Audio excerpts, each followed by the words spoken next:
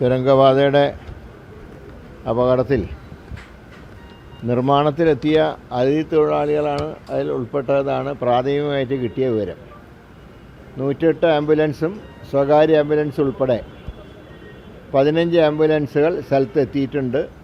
20 എണ്ണം കൂടെ എത്തിക്കാനുള്ള സംവിധാനങ്ങൾ ഒരുക്കിയിട്ടുണ്ട്.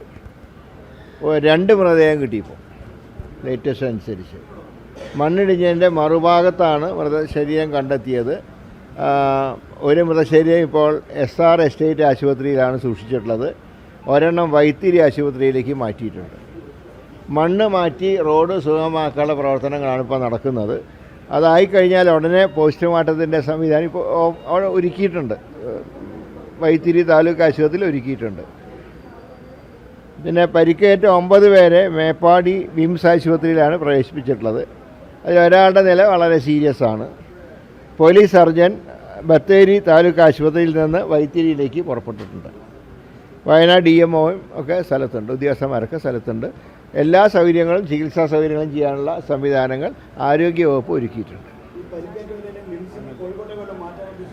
അല്ല, അതിൻ്റെ പ്രാഥമികമായിട്ട് റിപ്പോർട്ട് കിട്ടിയതിന് ശേഷം മാത്രമേ ആലോചിക്കുള്ളൂ. ഏതായാലും ആശുപത്രിയിൽ എല്ലാ സജ്ജീകരണങ്ങളും വയനാട് ജില്ലയിലെ എല്ലാ സർക്കാർ ആശുപത്രികളിലും വേണ്ട സജ്ജീകരണങ്ങൾ ഏർപ്പാട് ചെയ്ത് കഴിഞ്ഞു.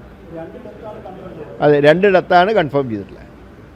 ഏറ്റവും പുതിയ വാർത്തകളും വിശേഷങ്ങളും വിരൽത്തുമ്പിലറിയാൻ സീ മലയാളം ന്യൂസ് എല്ലാ ഡിജിറ്റൽ പ്ലാറ്റ്ഫോമുകളിലും ലഭ്യം.